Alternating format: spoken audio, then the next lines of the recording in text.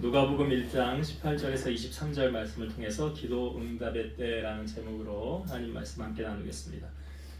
성탄절을 앞두고 4주간을 우리가 대림절, 대강절로 지키고 있습니다.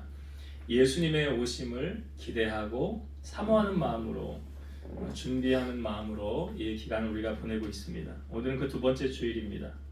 우리가 어떤 날을 받아놓으면 그 날이 기다려지지 않습니까? 예를 들면 결혼 날짜를 받아놓으면 그날이 기다려지잖아요.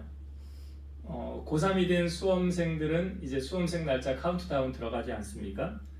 또 아이를 임신한 엄마는 이제 이 아이가 언제 태어날래나 하고 엄마 아빠가 아이가 태어날 날을 기다리잖아요. 요즘엔 뭐 택배를 시켜놓고 언제 택배가 오는가 하고 수시로 점검을 하며 계속 기다리지 않습니까? 하물며 우리를 구원하기 위해 이 땅에 오신 예수님을 맞이한 날은 얼마나 기쁘고 우리가 기다려지는 날입니까? 세상의 사람들은 그냥 크리스마스 하루 쉬는 날, 공휴일 노는 날, 뭐 케이크 먹는 날, 선물 교환하는 날 그런 의미로 받아들일지 모르겠으나 우리 크리스찬들에게 있어서는 죄에 빠진 인류를 구원하기 위해 하나님께서 그의 아들을 사람의 모양으로 우리 가운데 보내주신 날 아닙니까? 그래서 천사가 이 목자들에게 이런 말을 하죠. 보라, 내가 온 백성에게 미칠 큰 기쁨의 좋은 소식을 전하노라. 오늘 다윗의 동네에 너희를 위하여 구주가 나셨으니 곧 그리스도 주시니라. 천사가 뭐라 그래요? 온 백성에게 미칠 큰 기쁨의 좋은 소식이다. 그러니까 예수님의 오심은 온 인류를 구원하기 위해 이 땅에 오신 그분이시니까 얼마나 복된 소식입니까? 근데 예수님께서 이 땅에 오시기 전에 먼저 와야 되는 사람이 있었습니다. 그러니까 이 사람이 와야 그 다음에 예수님이 올 수 있었던 거죠. 그 사람, 예수님보다 앞서 와야 되는 그 사람의 사명은 바로 예수님의 길을 준비하는 일이었습니다. 여러분, 성경이 구약과 신약으로 나뉘어져 있잖아요. 구약은 예수님이 오시기 전을 구약이라고 하고요. 옛 언약. 신약은 예수님 오신 이후를 우리가 신약으로 보고 있지 않습니까? 신약과 구약의 중간 기간 한 400년 동안의 중간기를 거치지만 예수님이 오시기 전에 마지막 성경, 구약 성경의 제일 마지막 권이 뭐죠? 말라기죠. 그 말라기는 4장까지 있습니다. 그 4장의 마지막 절인 5절과 6절의 말씀을 제가 읽어볼게요. 여기에 한 사람을 소개하고 있습니다. 제가 읽어볼게요. 말라기 4장 5절 6절. 보라, 여호와의 크고 두려운 날이 이르기 전에 내가 선지자 엘리야를 너희에게 보내리니 그가 아버지의 마음을 자녀에게로 돌이키게 하고 자녀들의 마음을 그들의 아버지에게로 돌이키게 하리라. 돌이키지 아니하면 두렵건대 내가 와서 저주로 그 땅을 칠까 하노라 하시니라. 여기 내가 선지자 엘리야를 너희에게 보낼 것이다 라고 말하면서 이 말라기가 끝이 나요. 구약의 마지막 권인. 그러니까 이 예언은 이제 신약의 이 엘리야라는 선지자 엘리야가 분명히 오고 나서 신약이 시작되지 않을까라는 예언을 하고 있는 거 아닙니까? 여기서 말하는 엘리야는 우리가 구약 시대의 엘리야 선지자가 그의 생애를 어떻게 마감했는지 아시죠? 엘리야가 가다가 이제 엘리사하고 같이 가고 있었잖아요.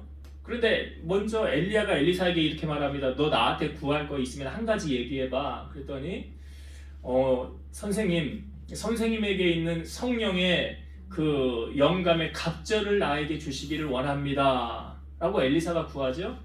그랬더니 엘리야가 네가 어려운 것을 구하는데 나를 너에게서 데려가는 것을 네가 보면 그 일이 너에게서 이루어지리라 하고 두 사람이 길을 가고 있는데 갑자기 하늘에서 불말과 불병거가 내려와서 엘리야를 태우고 올라가잖아요. 그리고 엘리야는 다시는 이 땅에 존재하지 않았더라는 거죠. 그럼 엘리야는 어디로 갔을까요? 하늘나라로 올라갔죠. 우리가 나중에 천국 가면 엘리야를 보게 되지 않을까요? 그러니까 구약 성경에 죽음을 보지 않고 하늘로 올라간 두 사람이 있는데 그 사람이 엘리야하고 에녹이라는 사실이죠. 자, 엘리야, 그러니까 여기서 말하는 내가 엘리야를 너에게 보낼 것이다 라는 것은 불말과 불병거를 타고 하늘로 올라간 그 엘리야가 다시 이 땅에 온다는 그런 이야기가 아니죠. 그런 말이 아니라는 거예요. 그러면 이 사람이 누구인지, 선지자 엘리야를 우리에게 보내주실 것이라고 했는데 그 사람의 명확한 근거가 성경에 우리에게 보여주고 있습니다. 그러니까 여러분, 모든 답은요 성경 안에 답이 다 있어요. 우리가 궁금해하는 모든 문제의 답도 이 성경 안에 다 기록되어져 있습니다.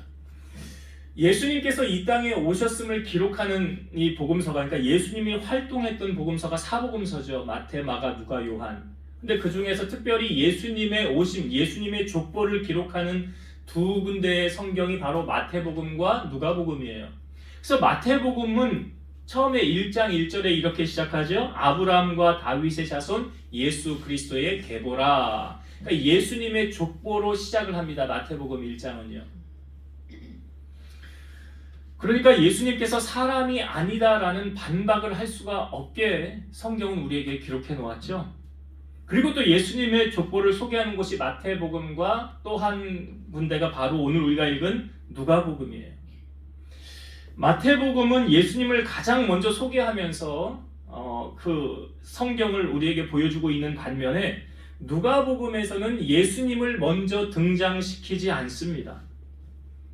제가 앞부분에 예수님보다 먼저 앞에 와야 되는 사람, 그 선지자 엘리야를 너에게 보낸다고 했잖아요. 그 엘리야가 누구냐, 그 사람을 먼저 우리에게 소개시켜주고 있어요. 그러니까 그 사람이 누구냐면 바로 세례 요한이라는 사실이죠. 사가랴와 엘리사벳을 통하여 태어난 세례 요한이 어떻게 말라기에서 말하는 선지자 엘리야라고 확정을 지을 수가 있습니까? 제가 앞부분에 말라기 4장 5절과 6절의 말씀을 읽어드렸잖아요. 선지자를 내가 너에게 보내리니 그가 아버지의 마음을 자녀에게 돌이키게 하고 자녀들의 마음을 그들의 아버지에게 돌이키게 하리라 라고 말씀했잖아요. 그 똑같은 말씀을 반복해서 우리에게 보여주고 있습니다. 자, 이 부분을 성경을 볼게요. 누가복음 1장 16절과 17절을 한번 보겠습니다. 자, 말라기에서 나오는 똑같은 말씀이 여기 반복이 되고 있어요.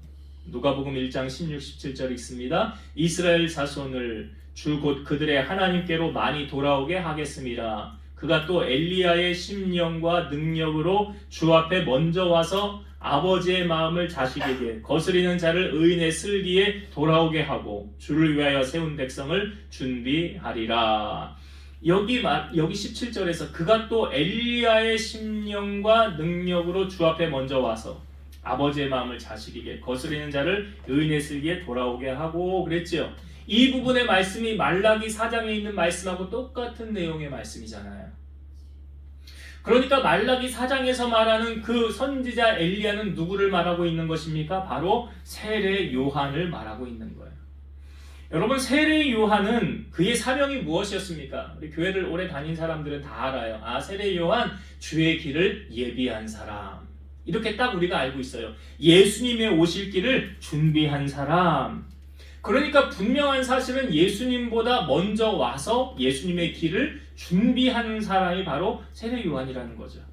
이사야 40장 3절 보면 외치는 자의 소리여 이르되 너희는 광야에서 여호와의 길을 예비하라, 사막에서 우리 하나님의 대로를 평탄하게 하라. 이게 이사야를 통하여 예견된 세례 요한의 사명을 말하는 거죠. 그러니까 세례 요한이 예수님 오시기 전에 광야에서 뭐라고 외쳤습니까? 이렇게 외쳤죠. 회개하라, 천국이 가까이 왔느니라. 주의 길을 준비하라, 그가 오실 길을 곧게 하라. 그러니까 예수님보다 6개월 먼저 와서 주님의 길을 준비한 사람, 이 사람이 바로 세례 요한이라는 거예요. 그래서 누가복음 1장에서는 예수님의 족보를 먼저 소개하지 않고 이 뒤에 예수님의 족보가 이 뒤쪽에 나옵니다. 이제 누가복음 3장에 보면 예수님의 족보가 여기에 나오는데요. 그러니까 예수님보다 먼저 와야 되는 세례 요한을 누가복음은 먼저 소개를 하고 있다는 거예요.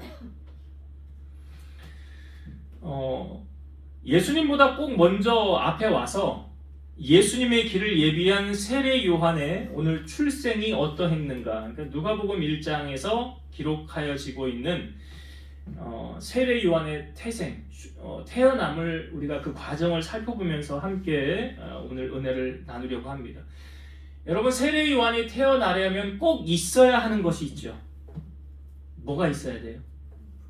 그렇죠. 예. 부모가 있어야 세례 요한이 태어날 수 있는 것입니다.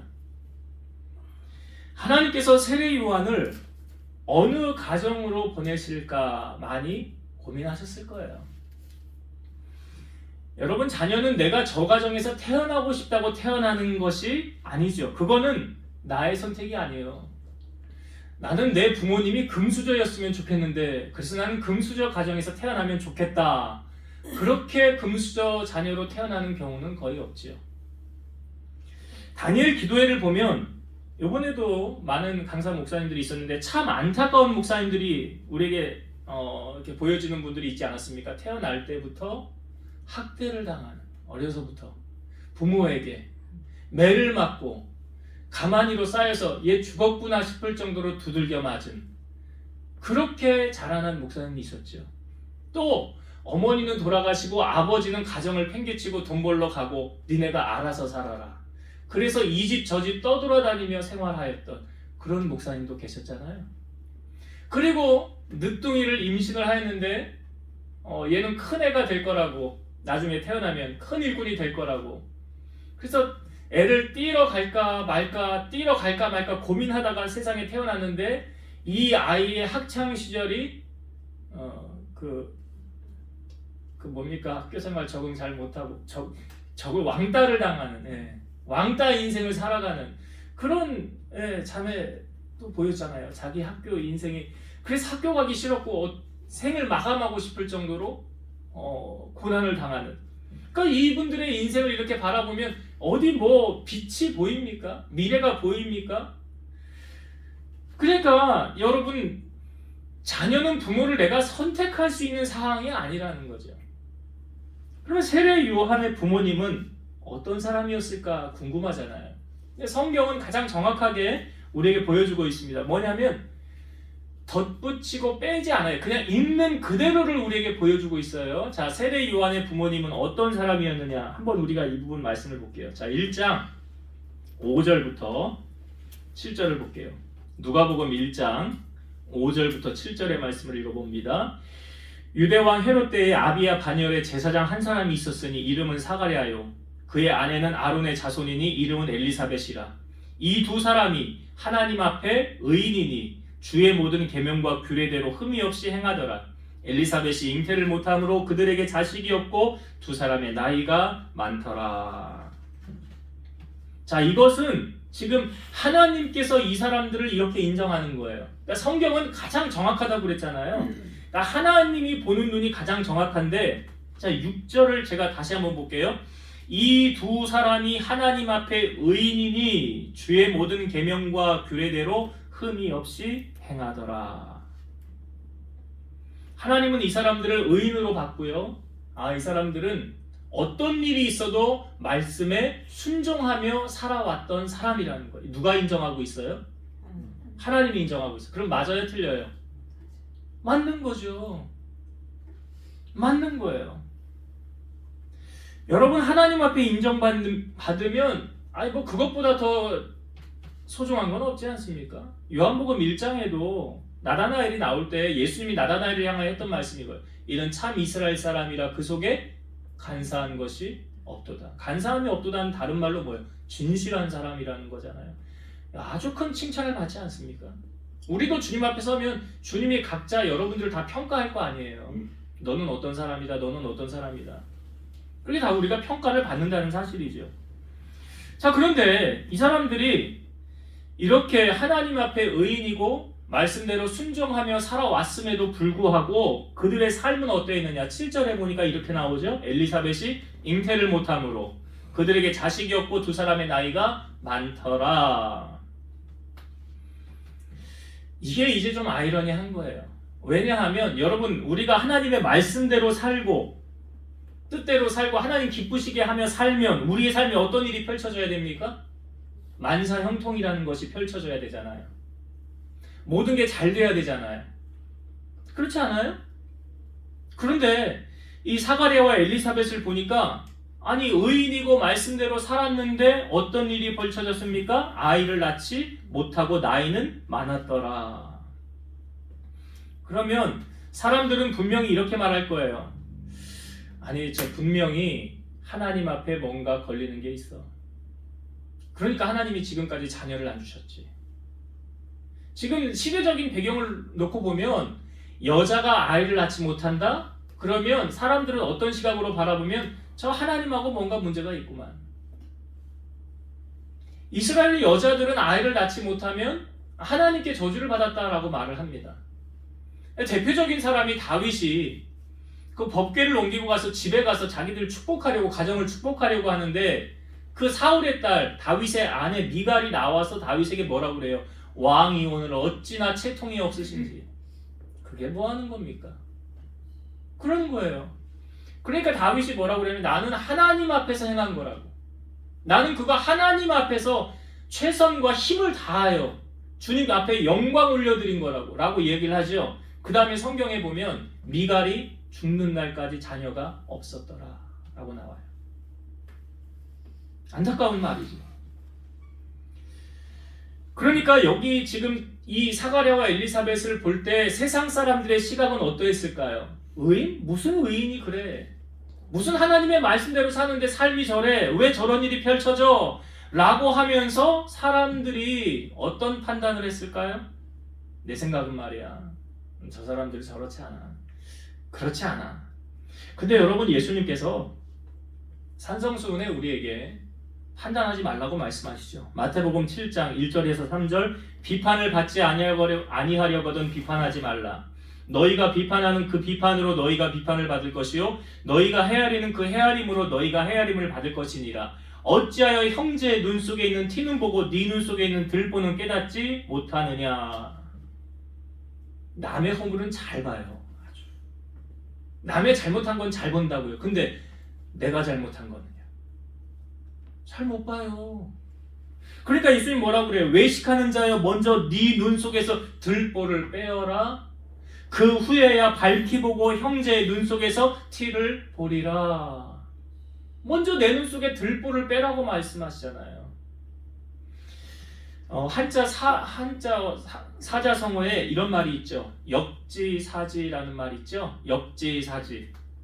이게 처지를 바꾸어 생각하는 거래요. 상대방의 입장에서 생각하는 거래요.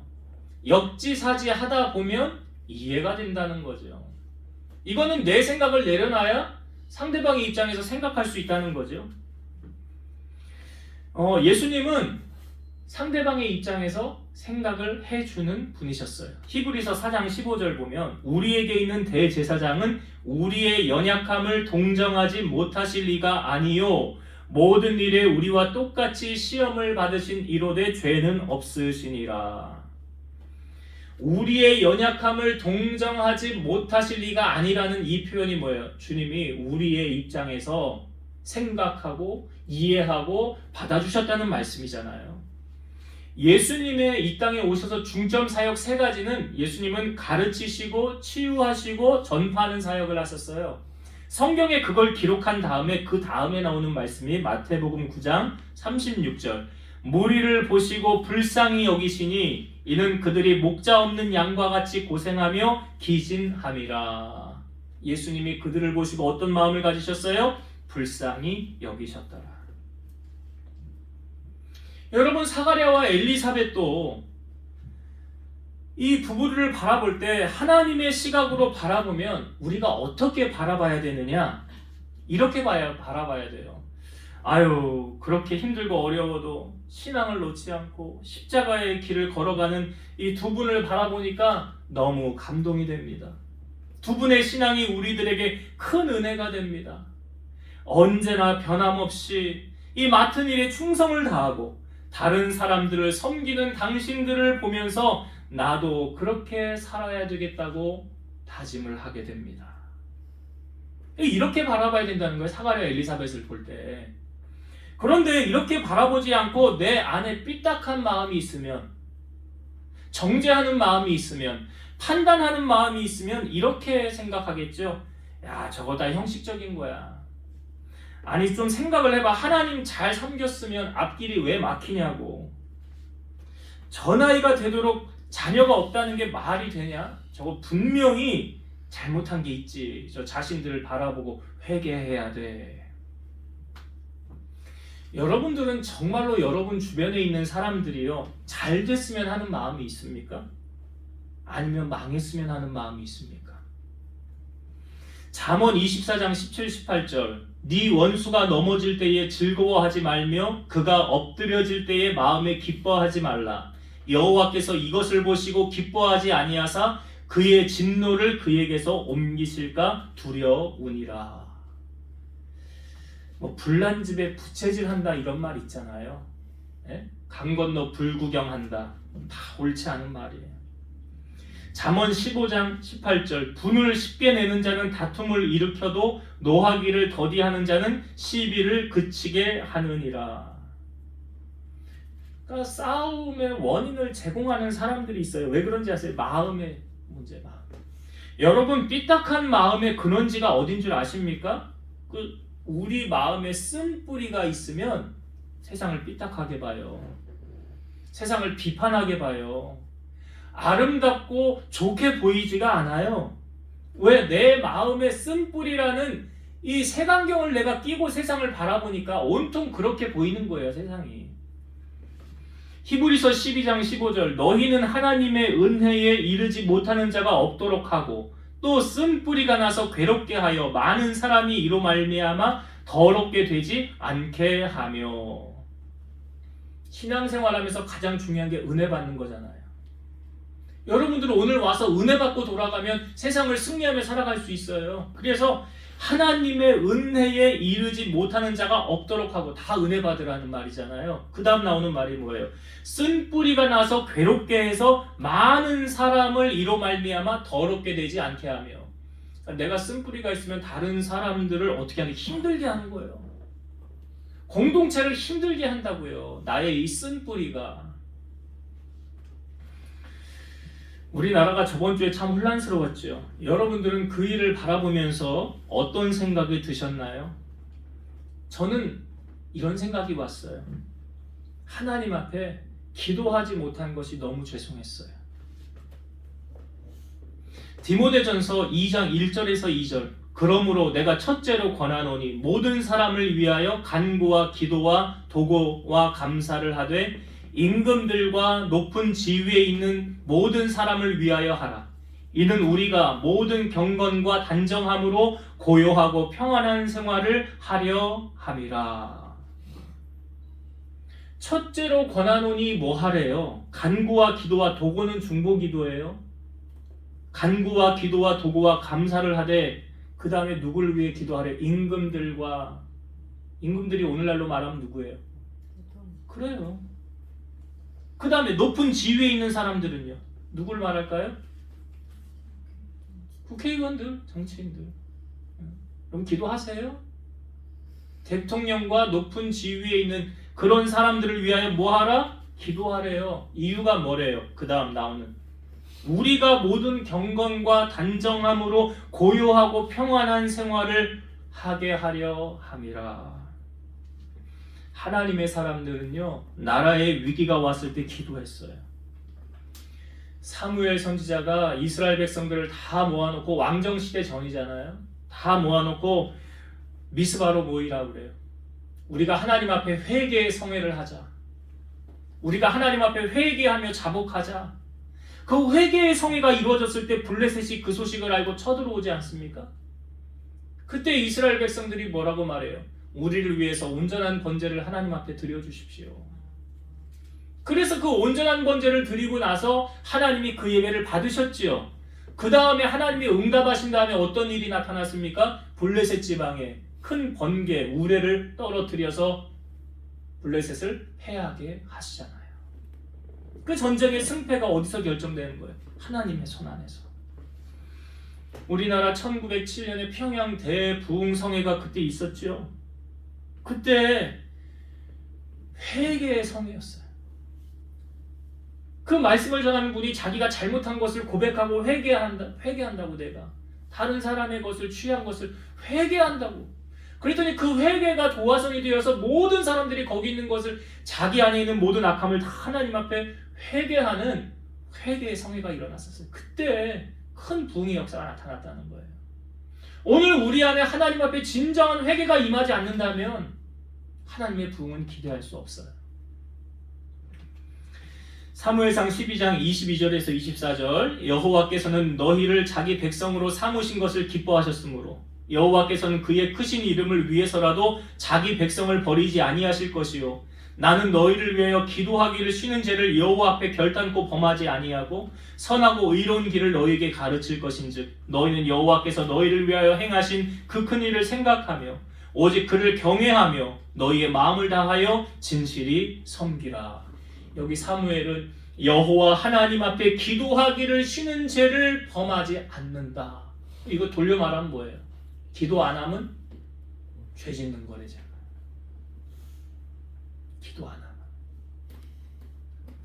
그리고 하나님이 우리에게 행하신 그 큰 일을 생각하면서 그를 경외하면서 마음을 다해서 진실하게 하나님을 섬기라라고 말하고 있어요. 사도 바울은 우리가 수요 예배 때 말씀을 나누었지만 고린도 교인들을 향하여 아무것도 판단하지 말라라고 말했어요. 고린도전서 4장 4절과 5절, 내가 자책할 아무것도 깨닫지 못하나 이로 말미암아 의롭다함을 얻지 못하노라. 다만 나를 심판하실 이는 주시니라. 그러므로 때가 이르기 전 곧 주께서 오시기까지 아무것도 판단하지 말라. 그가 어둠에 감추인 것들을 드러내고 마음의 뜻을 나타내시리니 그때 각 사람에게 하나님으로부터 칭찬이 있으리라.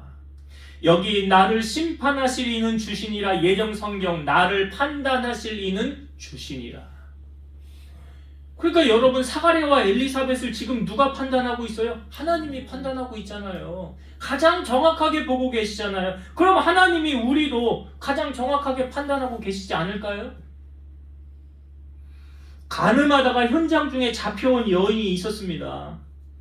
예수님 앞에 데리고 와, 사실은 예수님을 걸고 넘어뜨리려고 하는 사람들의 계략이었어요. 모세의 율법에 의하면 돌로 치라고 했는데 당신은 어떻게 하겠습니까? 그때 예수님이 이렇게 말하죠. 너희 중에 죄 없는 자가 돌로 먼저 쳐라. 죄 없는 자가 돌로 먼저 쳐라. 이 말을 들은 사람들의 반응이 양심의 가책을 받아서 한두 사람 떠나가더니 아무도 남지 않고 예수님과 이 여인만 남게 되죠. 그래서 예수님도 이 여인을 향하여 이렇게 말했어요. 나도 너를 정죄하지 아니하노니 가서 다시는 죄를 범하지 말라. 예수님도 판단하지 않으시는데, 예수님은 죄가 없으시잖아요. 죄 없으신 그분도 이렇게 말씀하시는데 우리는 말할 거 있어요? 말할 거 없잖아요.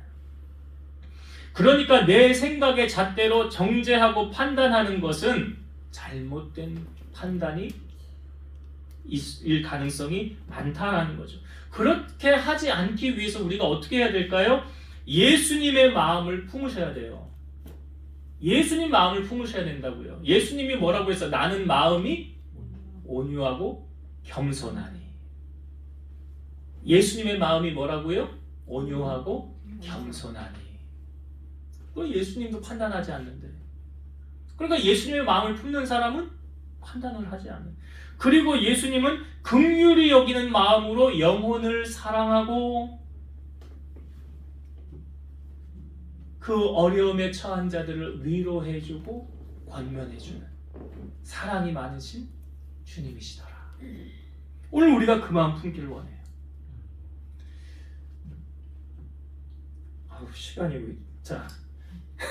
시간이 너무 잘 가는 것 같아. 자, 이렇게 사람들은 사가랴와 엘리사벳을 바라봤겠죠? 그런데 이 사가랴와 엘리사벳이 자녀가 없다고 그랬잖아요. 그러면 자녀를 위해서 기도했을까요? 안 했을까요? 자녀 달라고. 기도했을까요? 안 했을까요? 자, 13절의 말씀 봅시다. 누가복음 1장 13절. 천사가 그에게 이르되 사가랴여 무서워하지 말라. 너의 간구함이 들린지라. 내 아내 엘리사벳이 내게 아들을 낳아 주리니 그 이름을 요한이라 하라.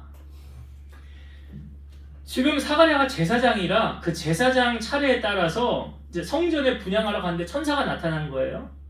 천사 가브리엘이 나타나서 그에게 하는 말이 뭐예요? 무서워하지 말라. 너의 간구함이 들린지라. 너에게 엘리사벳이 아들을 낳아줄 것이니라. 지금 사가랴가 기도했다는 것을 누가 증언하고 있습니까? 천사 가브리엘이. 그렇죠? 천사가 증언하고 있죠. 그러니까 천사가 우리가 기도한 것을 알아요? 몰라요? 안다는 거잖아요.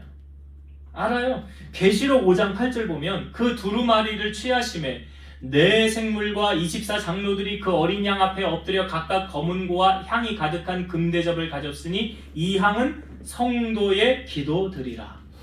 성도의 기도가 요렇게 대접에 담겨 있다는 거예요. 계시록 8장 3절 4절 또 다른 천사가 와서 제단 곁에 서서 금향로를 가지고 많은 향을 받았으니 이는 모든 성도의 기도와 합하여 보좌 앞 금제단에 드리고자 함이라. 향연이 성도의 기도와 함께 천사의 손으로부터 하나님 앞으로 올라가는지라. 여기 좀 더 정확하게 설명하죠. 여기 이렇게 대접이 있는데 여기 그 대접 안에 뭐가 담겨져 있다는 거예요? 성도의 기도가 담겨져 있다는 거예요. 그 성도의 기도가 담겨져 있는 이 대접을 천사가 이렇게 가지고 하나님 앞에 가지고 올라간다는 거예요. 그러니까 여러분, 기도의 응답은 하나님의 때에 있습니다. 우리의 때에 있는 게 아니에요.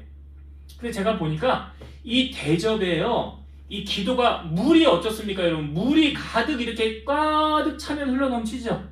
그런 것처럼 그 대접 안에 우리의 기도가 가득 차면 그제서 이렇게 흘러넘칠 때 그때 하나님께서 우리의 기도를 응답해 주신다는 거예요. 여기서 중요한 건 무엇이냐면 여러분, 기도하지 않으면 이루어지지 않는다는 것을 말하는 거예요. 성경은 에스겔 36장 37절 주 여호와께서 이같이 말씀하셨느니라. 그래도 이스라엘 족속이 이같이 자기들에게 이루어 주기를 내게 구하여야 할지라. 아니, 하나님은 다 알고 계셔.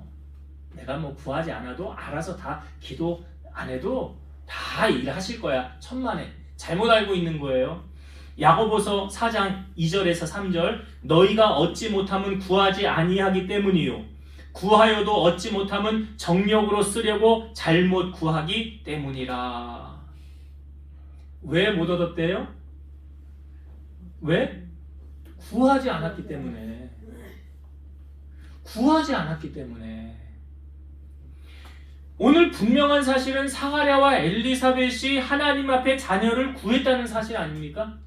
요한복음 16장 24절 지금까지는 너희가 내 이름으로 아무것도 구하지 아니하였으나 구하라 그리하면 받으리니 너희 기쁨이 충만하리라. 여러분, 과부와 재판장의 비유 잘 아시죠? 이 과부는 백이 없어요. 도와줄 사람이 아무도 없어요. 근데 재판장을 매일 찾아가잖아요. 그러니까 재판장이 귀찮아서 들어준 거잖아요, 사실은. 아유, 안 들어주면 매일 와서 나를 귀찮게 하니까 내가 하나님도 두렵지 않고 사람도 무시하는데 저 과부는 들어줘야 되겠다. 안 그러면 내가 귀찮아서 못 살겠다 하고 들어주지 않습니까? 그 비유를 예수님이 하셨을 때 가장 처음에 누가복음 18장 1절의 말씀이에요. 주께서 그들에게 항상 기도하고 낙심하지 말아야 할 것을 비유로 말씀하여 이르시되. 예수님이 뭐라고 말씀하셨어요? 항상 기도하고 낙심하지 말아라. 그러니까 여러분, 기도 안 하고 사는 사람은 엄청 손해보고 있다는 것만 알고 계시면 돼요. 시편 2편 8편 내게 구하라 내가 이방 나라를 네 유업으로 주리니 네 소유가 땅끝까지 이르리로다.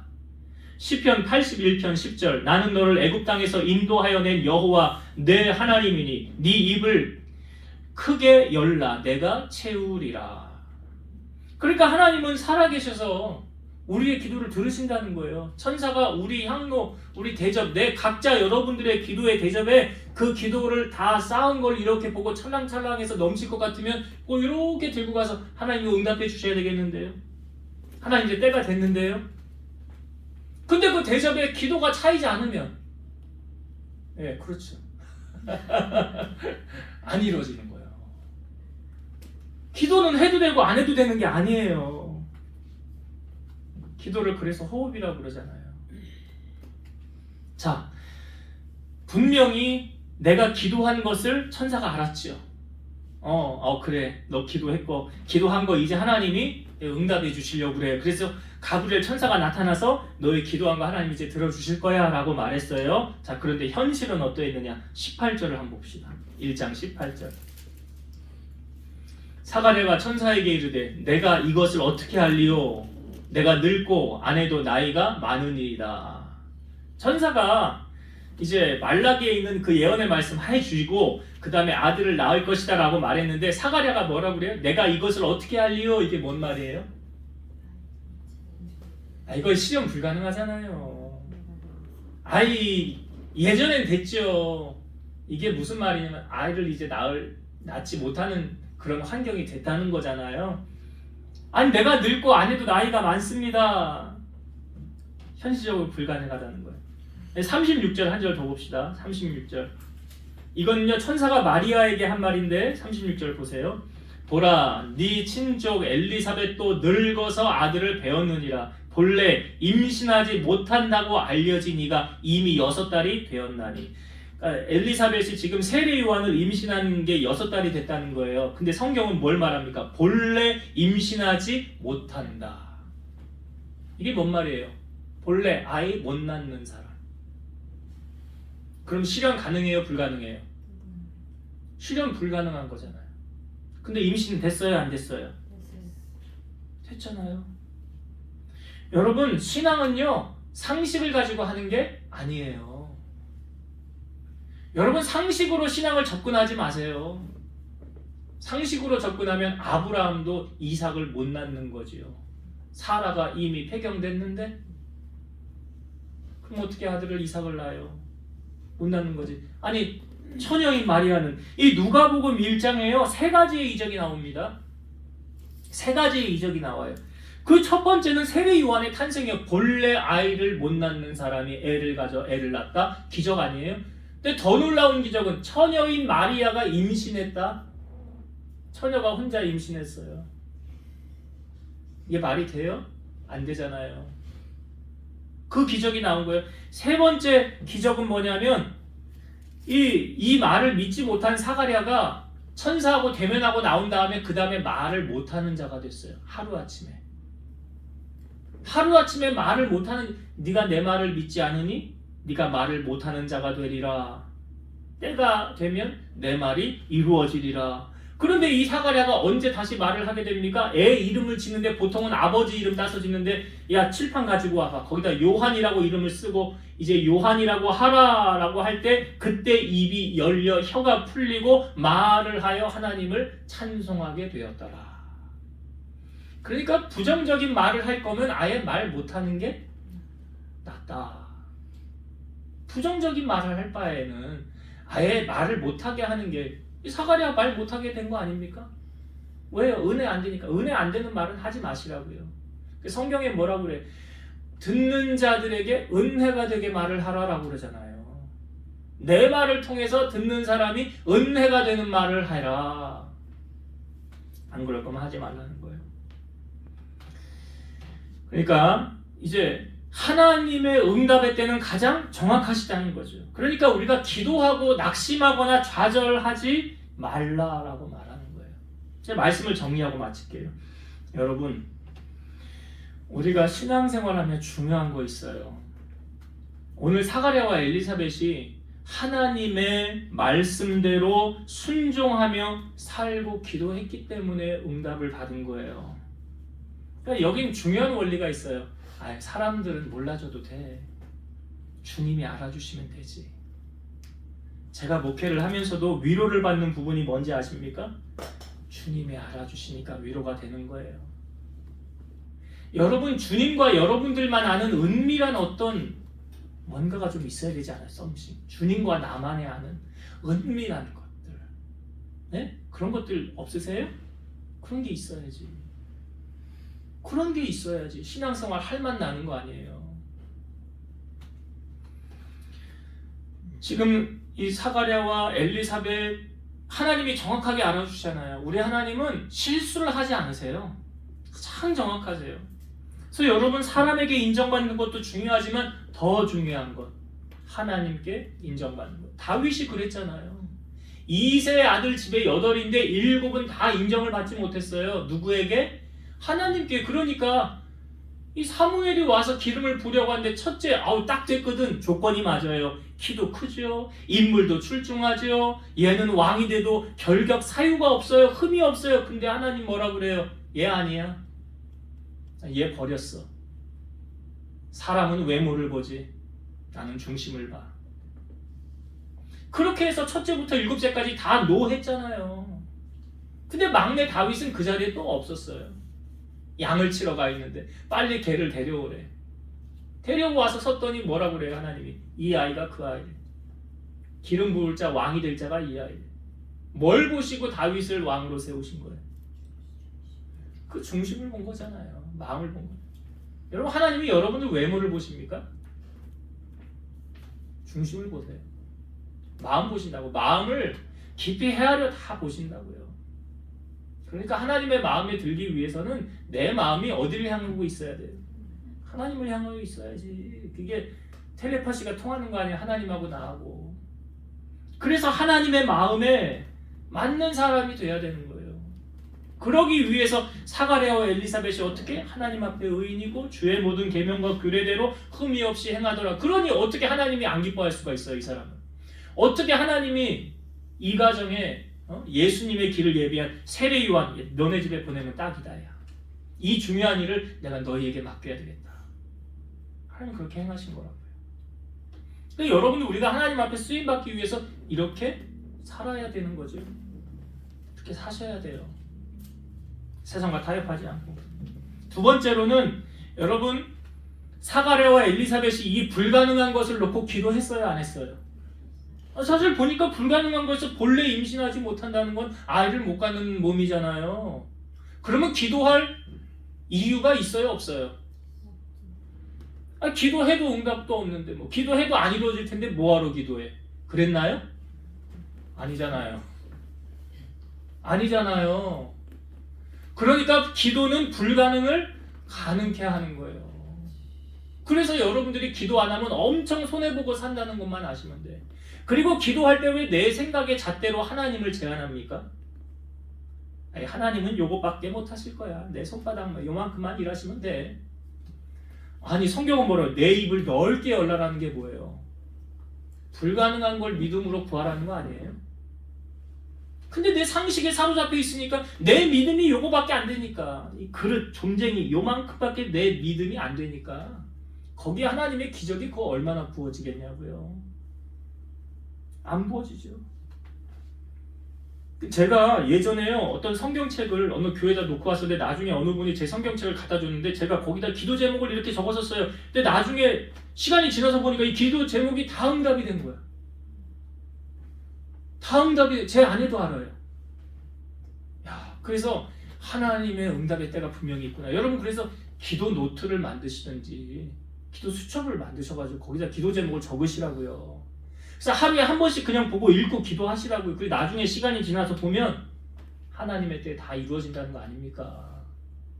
그러니까 기도하지 않으면 안 이루어지고, 기도하면 이루어지는데 내 믿음이 적어서 의심하며 기도하면 이루어지지 않고, 그렇죠? 믿음으로 기도해서 오늘 사가랴와 엘리사벳이 천사가 와서 응답하잖아요. 제가 계시록에 있는 말씀, 여러분 다 기도의 대접이 있다고요.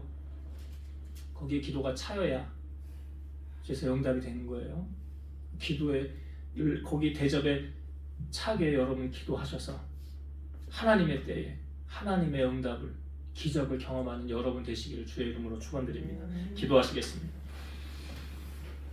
우리 하나님의 눈은 가장 정확하십니다. 아무도 속일 수가 없습니다. 사가랴와 엘리사벳, 사람들이 판단하고 정죄했을지 몰라도 우리 주님의 눈은 가장 정확하셔서 그들이 의인이고 말씀대로 순종하며 살아왔다는 것을 인정하셨고, 하나님의 때에 그가 불가능한 것을 기도하였을 때에 하나님의 응답으로 그들이 하나님의 기적을 경험하였습니다. 바라기는 우리 사랑하는 성도들도 하나님 앞에 평가를 받을 때 너는 내 신실한 종이라, 내 착한 종이라, 내가 믿는 종이라,